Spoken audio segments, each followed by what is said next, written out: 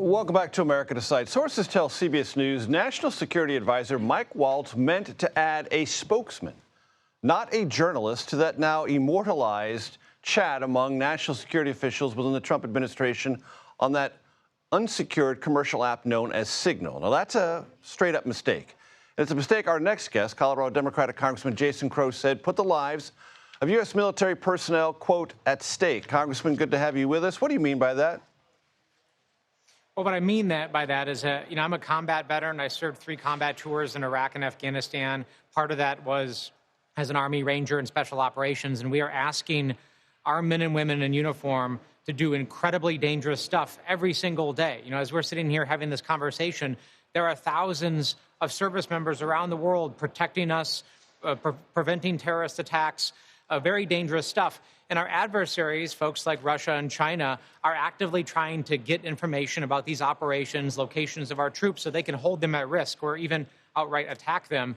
And by putting information about these missions on an unsecured channel, directly put those men and women at risk. And if someone in your position, back when you served, had done this, you'd have been prosecuted, right? Yeah, there's no doubt about it. I learned day one in boot camp that the foundation of military leadership is leadership by example, right? Whether you're a private, a sergeant, a captain, or a general, the foundation of that is you're supposed to set the example yourself. Unfortunately, in the Trump administration, the example is the opposite. The message they have been sending loud and clear is that you can do anything you want. You're immune from accountability. It doesn't matter. Well, think about the message that sends to our men and women who are putting their lives on the line every day.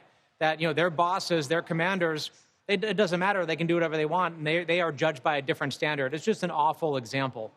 Mike Waltz, you served with him in the House. Are you disappointed, surprised?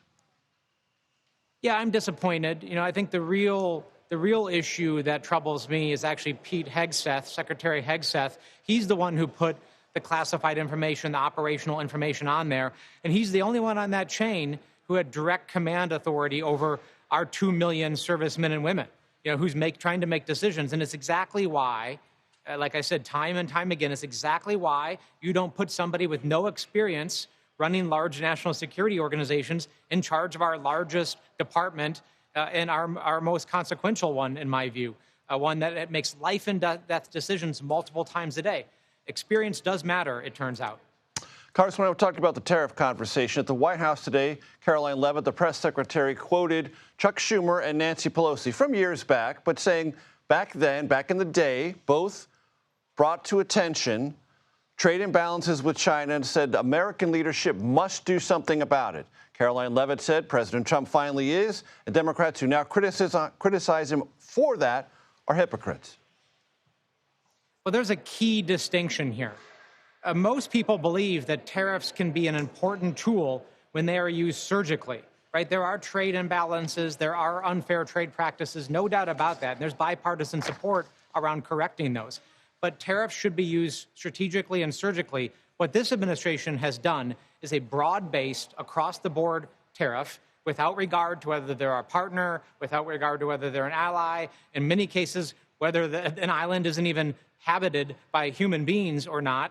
And that is very dangerous, and that's going to cause a lot of pain for a lot of businesses, a lot of my constituents in Colorado, right? And there's a very, very troubling thing that the administration keeps on saying. They say, oh, this is going to be short-term pain, short-term pain. Well, I grew up in a working-class community. Most of the people that I was raised with worked paycheck to paycheck, right? And these folks oftentimes don't know, where is their rent money coming from at the end of the month? Where is their mortgage coming from? Are they going to be able to afford to put food on the table for their children? So what we learned is when people at the top are talking about short-term pain, they're not talking about their short-term pain. They're talking about everyone else's short-term pain. This is devastating stuff. Congressman, the New York Times has written about you in a way that says you know how to speak paycheck to paycheck in ways it's suggested many coastal, more liberal Democrats do not. A, do you accept that premise? And B, are you, as the New York Times suggested, the future face of the Democratic Party? Well, I don't compare myself to others. That's the amazing thing about the Democratic Party is we are a big tent party. We're not lockstep. There's no ideological litmus test.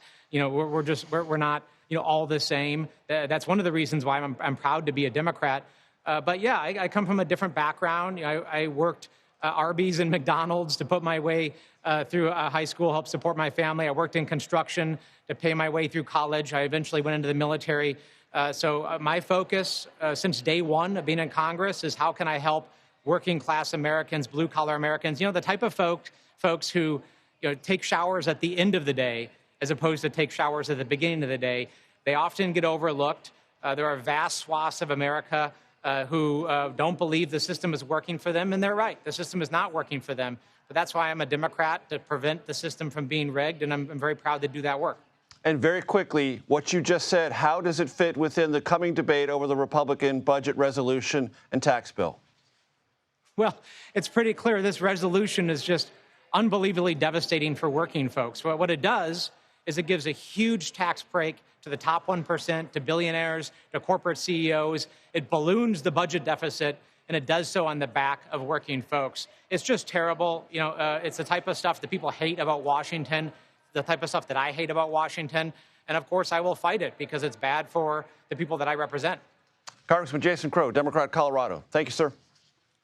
Thank you.